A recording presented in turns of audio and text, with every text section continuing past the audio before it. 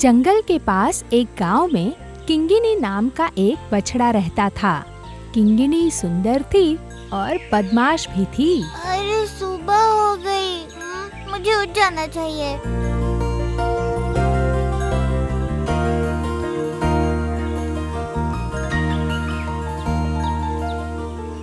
हाँ, मुझे बहुत भूख लगी है। माँ, मैं तालाब के किनारे जाकर घास खाता हूँ। वहाँ की घास बहुत ही स्वादिष्ट है। उसके बारे में सोचकर ही मुंह में पानी आ गया है।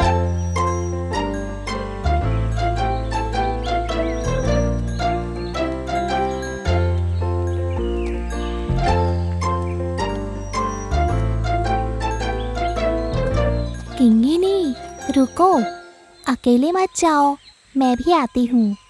हाथियों का झुंड तालाब में आया होगा, अकेले जाना खतरनाक होगा। कुछ नहीं होगा माँ, मैं ध्यान रखूंगी। क्या करे, सुनती ही नहीं है ये।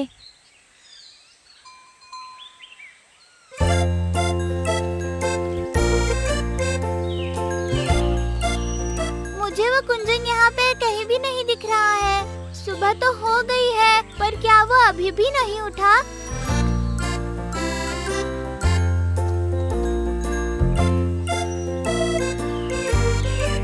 मुझे वो यहाँ पर भी नहीं दिख रहा।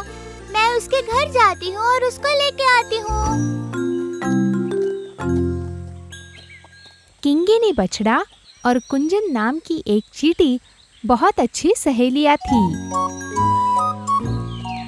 कुंजा, कुंजा, बाहर आओ ना, हमें जाना चाहिए।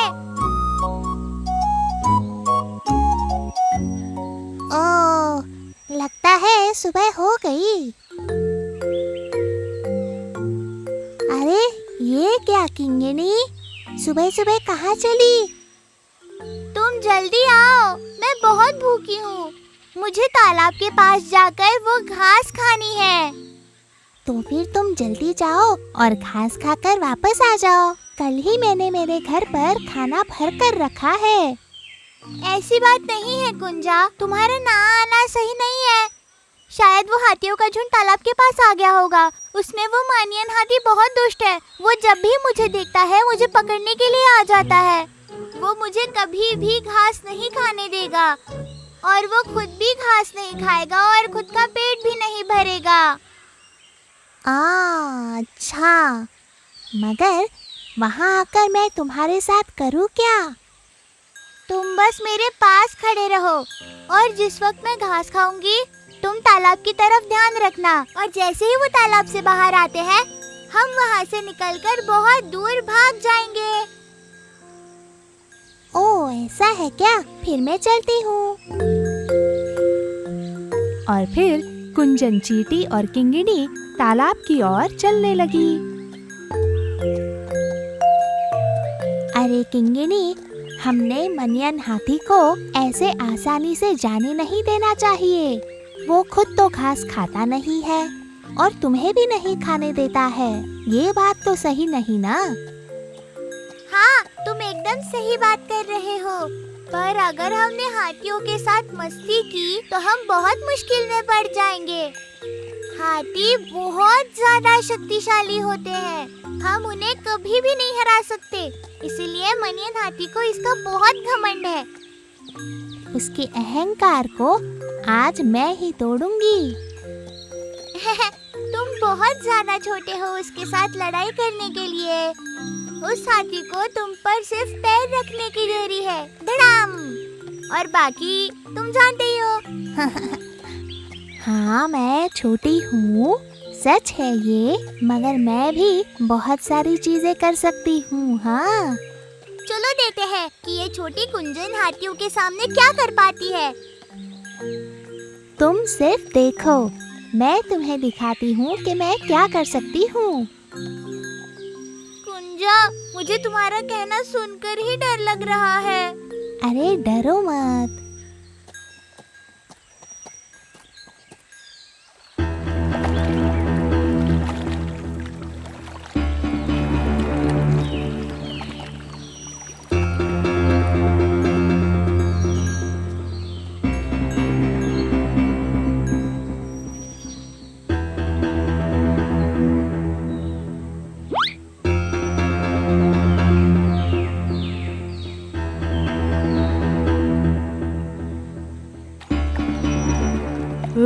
क्या वो किंगिनी वहाँ पर घास खा रही है?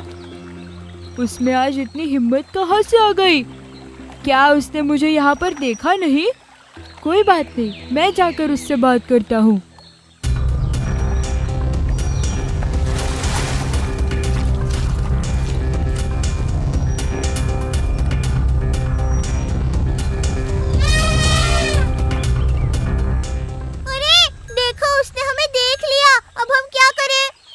तुम बिल्कुल बिना डरे पेट भर के घास खाओ।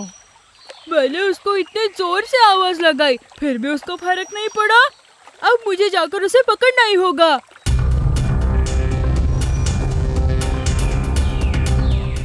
मनियन के साथ अब मैं बात करूंगी। मनिया, रुको वही। किंगिनी ने तुम्हें कभी परेशान नहीं किया, तो फिर बिना मतलब क्यों तुम उसे हमेशा भगा देते हो? तुम होते कौन हो ये सब कहने वाले?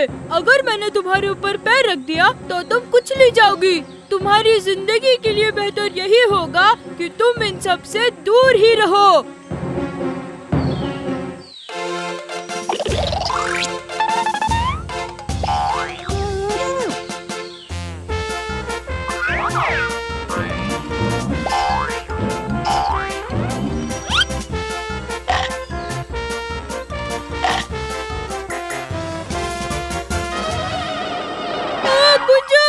बहुत दुख रहा है, कृपा करके मेरी सूंड से बाहर निकल जाओ। मैं यहाँ से इतने आसानी से बाहर नहीं आऊंगी। मैं तभी बाहर आऊंगी जब तुम किंगिनी को कभी भी परेशान ना करने का वचन दोगे। कुंजा, नहीं कुंजा, मैं कभी भी किंगिनी को परेशान नहीं करूँगा। तुम प्लीज बाहर आ जाओ।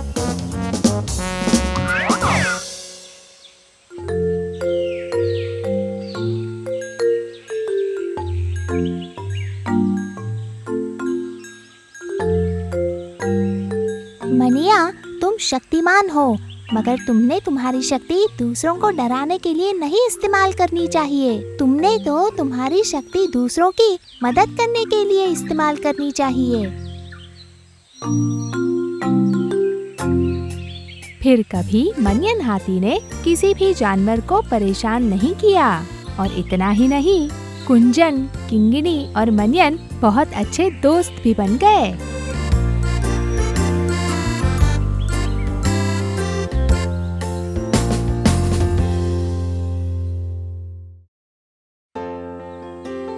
किच्चू और दादी अम्मिनी एक छोटे से सुंदर गांव में रहते थे। वो दोनों भी बहुत प्यार से रह रहे थे।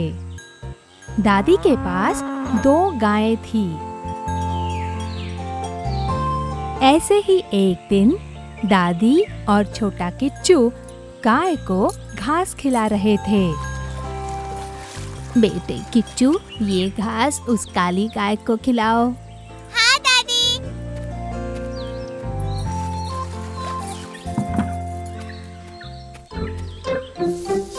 दादी दादी, क्या हम गाय के बछड़े को कल नदी पर नहलाने लेके जाए? फिर से? अरे कल ही तो गए थे ना। कोई बात नहीं दादी, हम कल भी चले जाएंगे। ठीक है, ये लड़का बड़ा ही चंट है। तुम्हें पानी में खेलना है ना? नहीं दादी, मैं पानी में नहीं खेलूंगा। चल झूठे, दादी से झूठ बोलोगे हाँ?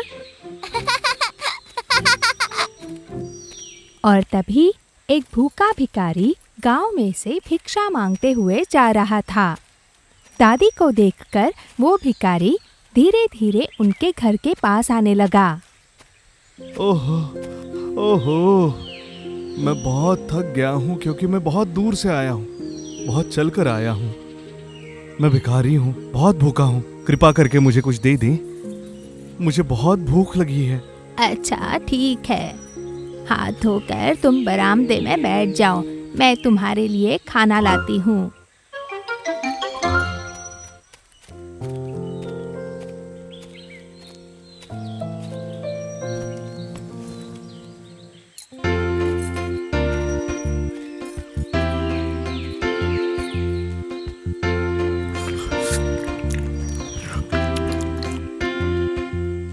ओह, आपका बहुत बहुत शुक्रिया माँ जी। अरे ठीक है, भूखे को खाना खिलाना अच्छा होता है ना। ओह अच्छा। तो सुन, मुझे तेरी चैन चाहिए बुढ़िया, सुना कि नहीं? खाना खाकर शक्ति मिलने के बाद उस भिखारी का इरादा ही बदल गया। वो एक चोर था। वो जोर जोर से हंसने लगा। बेचारी दादी और किच्चू ये सब देखकर डर गए। अरे हमें कुछ मत करो, हम तो सीधे साधे लोग हैं। तो फिर जल्दी तेरे कंगन और चेन मुझे दे दे बुढ़िया।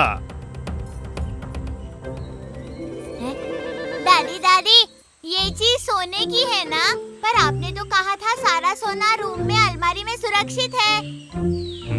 क्या? तो तुम मुझे नकली चेन देकर उल्लू बनाना चाहते हो? क्या मैं तुम्हें बेवकूफ दिखता हूँ? कहाँ है वो कमरा? बाजू हटो।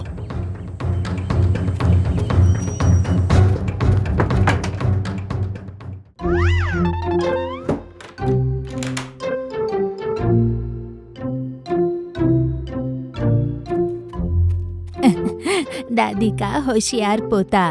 चलो गांव वालों को बुलाते हैं।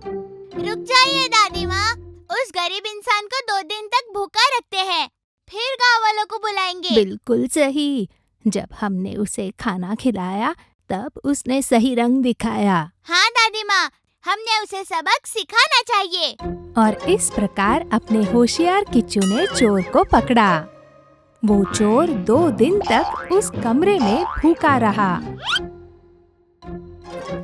उसके पास पीने के लिए पानी भी नहीं था। उसके बाद दादी ने गांव वालों को बुलाया और उन सब ने मिलकर उस चोर को गांव से बाहर हकाल दिया। उसके बाद वो चोर फिर उस गांव में कभी नहीं आया।